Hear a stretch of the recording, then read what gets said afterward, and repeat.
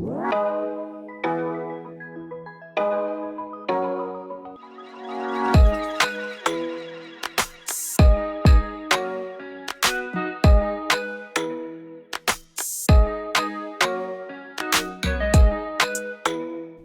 Friends, આજે હું તમારી સાથે શેર કરીશ સેન્ડવિચ ઢોકળાની રેસીપી. તો આ ઢોકળા સ્વાદમાં એકદમ ટેસ્ટી બને છે. બસ આપણે અમુક ટિપ્સ સાથે તેનું બેટર પરફેક્ટ તૈયાર કરશું. સાથે ઢોકળાને કુકરમાં સ્ટીમ કરીને એકદમ ફટાફટ તૈયાર કરશું. એકદમ સિમ્પલ રેસીપી છે, ચાલો શરૂ કરીએ. એકદમ બજાર જેવા સેન્ડવિચ ઢોકળા માટે સૌથી પહેલાં બેટર બનાવવા મેં અહીંયા વાટકીના માપથી ઝીણા ચોખા લીધેલા છે. તો અહીંયા તમે ઘરમાં રહેલા કોઈ પણ ઝીણા ચોખા લઈ શકો છો. તો વાટકીના માપથી 1.5 વાટકી એટલે કે 1 વાટકીની ઉપર અડધી વાટકી જેટલા ઝીણા ચોખા લઈ લઈએ. અને હવે તે જ વાટકીના માપથી અડધી વાટકી જેટલી ફોતરા વગરની અડદની દાળ લઈ લઈએ. સાથે અડધી ચમચી જેટલા મેથીના દાણા એડ કરી દઈએ અને બધી જ વસ્તુને પાણીથી સારી રીતે ધોઈ લઈએ.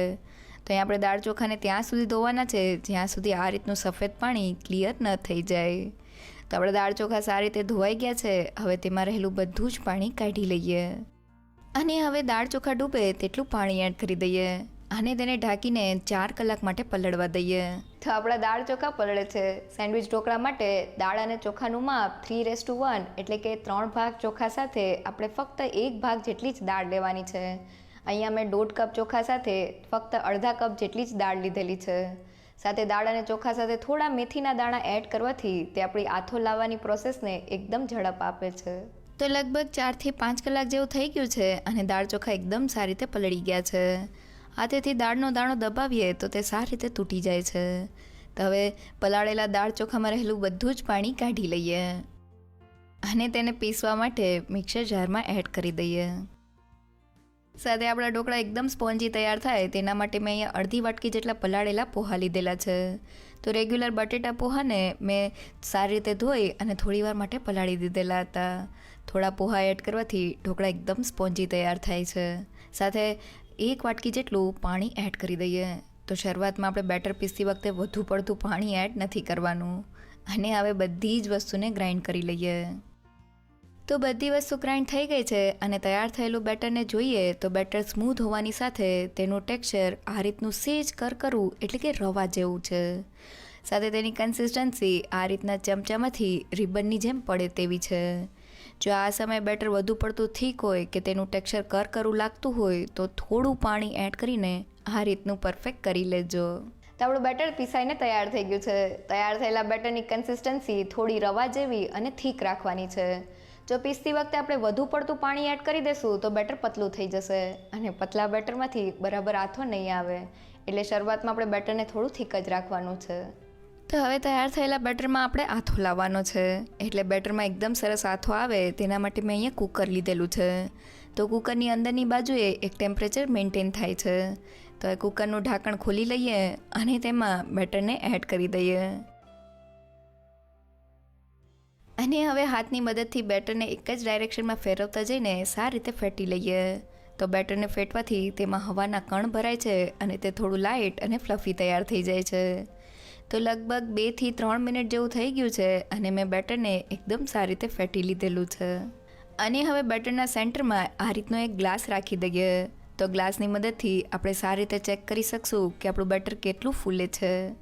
અને હવે કૂકરનું ઢાંકણ બંધ કરીને કૂકરને કોઈ પણ ગરમ જગ્યાએ 7 થી 8 કલાક માટે કે પછી આખી રાત માટે રહેવા દઈએ. તો આપણો આથો લાવવા માટે બેટરને રાખી દીધેલું છે.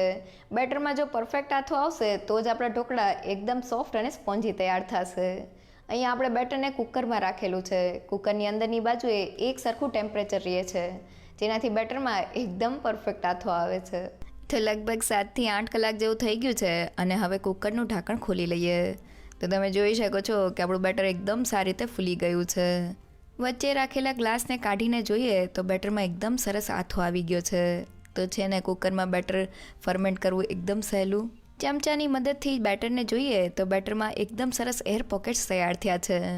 મીન્સ તૈયાર થયેલા બેટરમાંથી એકદમ સોફ્ટ અને સ્પોન્જી ઢોકળા તૈયાર થશે. જો આ સમયે બેટરમાં બરાબર આથો ના આવ્યો હોય તો કુકરનું ઢાંકણ બંધ કરીને તેને ફરી પાછું ગરમ જગ્યાએ 1 થી 2 કલાક માટે રહેવા દેજો. બેટરમાં જો આથો પરફેક્ટ હશે તો જ ઢોકળા સરસ થશે. તો મેં કુકરમાંથી બેટરને મોટા બાઉલમાં કાઢી લીધેલું છે. હવે તેમાં સ્વાદ પ્રમાણે મીઠું, 1 પિંચ જેટલી હિંગ અને ઢોકળાને ખાટો મીઠો સ્વાદ દેવા માટે 1 મોટી ચમચી જેટલી ખાંડ એડ કરી દઈએ. તો થોડી ખાંડ એડ કરવાથી ઢોકળા એકદમ ટેસ્ટી બને છે. તો હવે બેટરમાંથી એકદમ ફૂલેલા ઢોકળા બનાવવા માટે આપણે તેમાં બેકિંગ સોડા એટલે કે ખાવાનો સોડા એડ કરવાનો છે. તો સોડાને એક્ટિવેટ કરવા માટે વઘારિયામાં 2 મોટી ચમચી જેટલું પાણી અને 2 મોટી ચમચી જેટલું તેલ એડ કરી દઈએ. અને હવે મિશ્રણને ગેસ ઉપર થોડું ગરમ કરી લઈએ. તો અહીંયા આપણે તેલ અને પાણીને મિક્સ કરીને પછી જ ગરમ કરવાનું છે.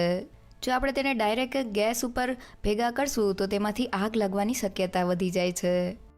તો આપણું મિશ્રણ સારી રીતે ગરમ થઈ ગયું છે. હવે તેને લઈ લઈએ અને હવે તેમાં ફક્ત 1 પિંચ એટલે કે 1/4 ટીસ્પૂન જેટલો બેકિંગ સોડા એડ કરીને સારી રીતે મિક્સ કરી લઈએ. તો આપણો સોડા એકદમ સારી રીતે એક્ટિવેટ થઈ ગયો છે.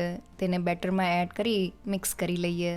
તો બેટરમાં ડાયરેક્ટ સોડા નાખવાની બદલે તેને આ રીતના એક્ટિવેટ કરીને એડ કરવાથી ઢોકળા 100% ફૂલેલા બને છે.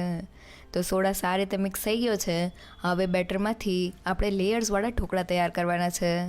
તો વચ્ચેના લેયર્સ માટે થોડું બેટર એક અલગ બાઉલમાં કાઢી લઈએ. તો વચ્ચેનું લેયર પતલું હોય છે એટલે આપણે વધુ પડતું બેટર અલગ નથી કાઢવાનું. તો મેં બેટરને અલગ કાઢી લીધેલું છે. હવે આ બેટરમાંથી ઢોકળા બનાવવા માટે મેં અહીંયા કુકરનું એક મીડિયમ સાઇઝનું બાઉલ લીધેલું છે. તેને તેલથી ગ્રીસ કરી લીધેલું છે. તો હવે તેમાં 2 વાટકી જેટલું બેટર એડ કરી દઈએ. તો લેયર્સને પરફેક્ટ તૈયાર કરવા માટે આપણે તેમાં વાટકીથી બેટર એડ કરવાનું છે. અને હવે મેં કુકરમાં 2 થી 3 કપ જેટલું પાણી એડ કરીને તેને સારી રીતે ગરમ કરી લીધેલું છે.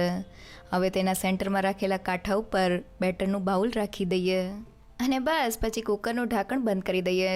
તો અહીંયા આપણે સીટી નથી લગાવવાની કારણ કે આપણે ઢોકળાને સ્ટીમ કરવાના છે.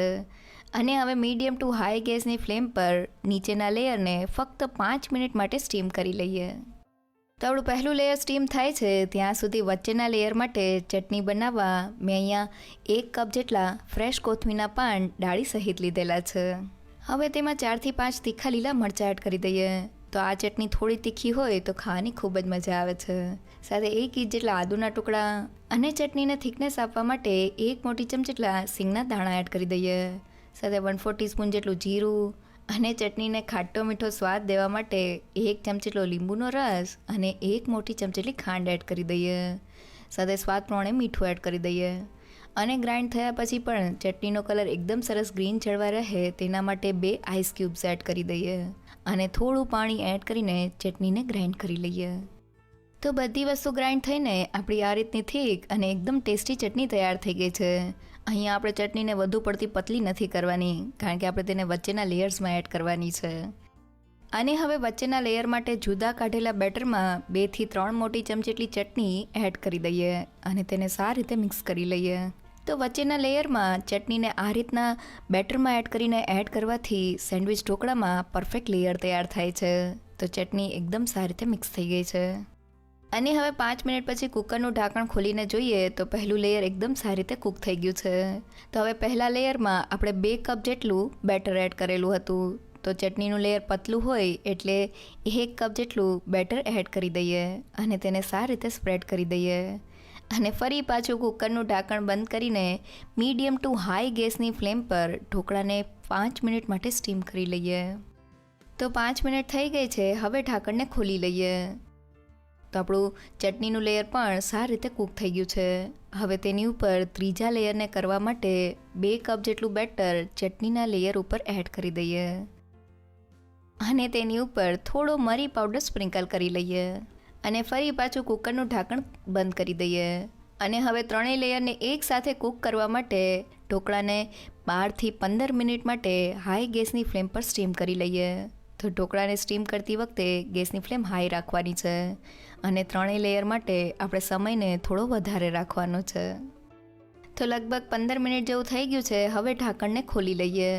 તો આપણા ઢોકળા એકદમ સારી રીતે ફૂલી ગયા છે. ટૂથપીકની મદદથી ચેક કરીએ તો તે એકદમ ક્લીન બહાર આવે છે. મીન્સ તે અંદરથી જરા પણ કાચા નથી. તો હવે તેને કુકરમાંથી કાઢી લઈએ અને કટ કરતાં પહેલાં ઢોકળાને થોડા ઠંડા કરી લઈએ. તો લગભગ 15થી 20 મિનિટ જેવું થઈ ગયું છે અને આપણા ઢોકળા ઠંડા થઈ ગયા છે. તો હવે છરીની મદદથી તેને કટ કરી લઈએ. તો મેં ઢોકળાને કટ કરી લીધેલા છે અને તવીથાની મદદથી એક ઢોકળાને ડીમોલ્ડ કરીને જોઈએ તો તમે જોઈ શકો છો કે એકદમ સોફ્ટ અને સ્પોન્જી લેયર સાથે આપણા સેન્ડવિચ ઢોકળા તૈયાર થયા છે, જેને બનાવવા એકદમ સહેલા. તો તૈયાર થયેલા ઢોકળા ઉપર વઘારને એડ કરવા વઘારિયામાં 2 મોટી ચમચી જેટલું તેલ એડ કરી દઈએ. હવે તેમાં 1 ચમચી જેટલી રાઈ, 1 ચમચી જેટલા સફેદ તલ, 1 પિંચ જેટલી હિંગ, થોડા લીમડાના પાન અને 2 લીલા મરચાંના ટુકડા એડ કરીને વઘારને સારી રીતે સાતરી લઈએ. તો આપણો વઘાર સારી રીતે સતળાઈ ગયો છે. હવે ગરમા ગરમ વઘારને ઢોકળા ઉપર એડ કરી દઈએ અને હવે બાઉલને આ રીતના ઉપર નીચે કરતા જઈને ઢોકળાને વઘારથી કોટ કરી લઈએ. તો આપણા ઢોકળા વઘારથી એકદમ સારી રીતે કોટ થઈ ગયા છે. હાથમાં લઈને ઢોકળાને જોઈએ તો જોતાં જ ખાવાનું મન થઈ જાય એવા છે. તો આપણા ઢોકળા તૈયાર થઈ ગયા છે. તૈયાર થયેલા ઢોકળા એકદમ સોફ્ટ અને સ્પોન્જી તૈયાર થયા છે. તો હવે ગરમા ગરમ ઢોકળાને ચટણી સાથે સર્વ કરી લઈએ.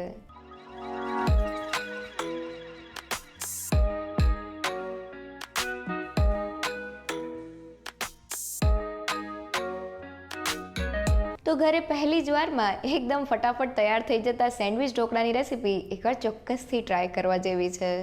જો તમને મારી આજની રેસીપી ગમી હોય તો મને કમેન્ટ સેક્શનમાં જરૂરથી કહેજો. સાથે મારા વિડીયોને લાઇક અને ફ્રેન્ડ્સ અને ફેમિલીમાં શેર કરજો. તો ફરી મળીએ એક નવી રેસીપી સાથે.